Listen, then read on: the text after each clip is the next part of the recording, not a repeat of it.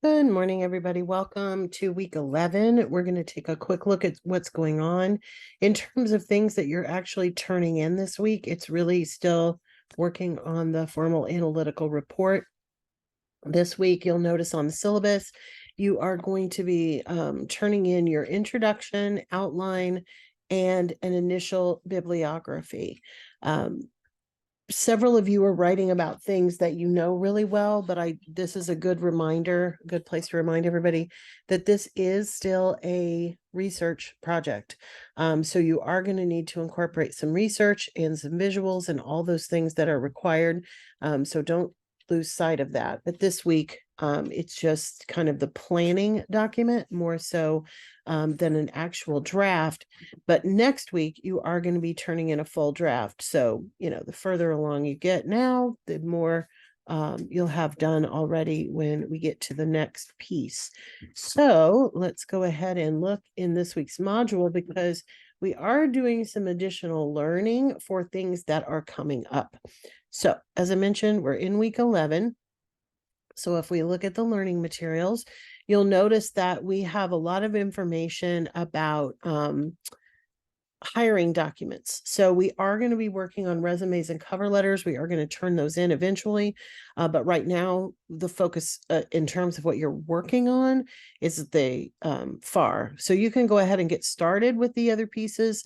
Certainly, you want to go ahead and do all of the materials this week. So in the books, in the chapters, within chapter 4, 74 to 106 is your reading assignment.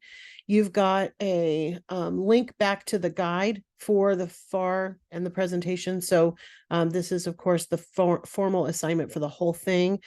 So you may want to revisit that as you're planning your current assignment. You've got a beginner's guide to resume and cover letters. You've got some information from Indeed.com, who of course has become kind of the industry standard in terms of hiring and that sort of materials. And then of course, I've got a link to the career services site, which is part of Lake Sumter. Some people don't realize that almost every college and university is going to have that sort of office that can help you even after you've graduated. So I want you to take a look at their website. And then finally, we've got a video about writing resumes. One of the main things with resumes that I always like to remind people of, cover letters too, to a certain extent, is that expectations change over time. So for example, in the olden days, you would always see at the bottom of the page, you would have this little bold line that said references available upon request. We don't use that anymore. That's considered outdated. Same thing with having a, what did they used to call it?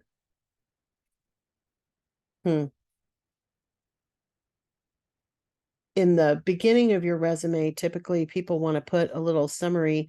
A summary, we tend to now call an executive summary. There are some outdated names for it, or skills summary or summary of skills, summary of qualifications is another one that's pretty contemporary. But this is a good reminder of things that have maybe passed on and that what we should be doing now. Okay, so the next item, of course, is what you're going to turn in this week. And this is the introduction, outline, and initial bibliography for the formal analytical report. This is still an APA document, so you should have a cover page. Your intro and outline should begin on page 2.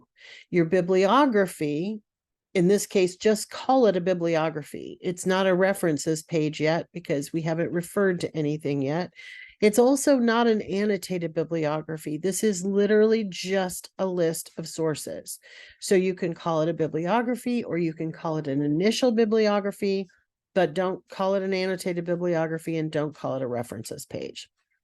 But that'll begin at the top of the first blank page. So if your outline is 2 pages long, it would start on page 4 because you have a cover page. Use plain double spacing, 1-inch margins. Everything should be in the same font and size. And here, of course, is how your grade is determined on that. Once you get a grade for it, you can go back in and look at your feedback. In terms of what was due this week, you had the thoughts on revision discussion board.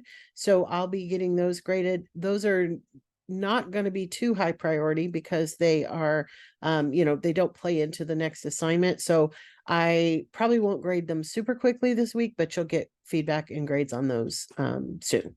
All right. So that's what's coming up. That's what's going on right now. If you have any questions, of course, feel free to reach out and I will do my best to get you situated. All right, everybody, take care and have a great week 11. I will see you for week 12.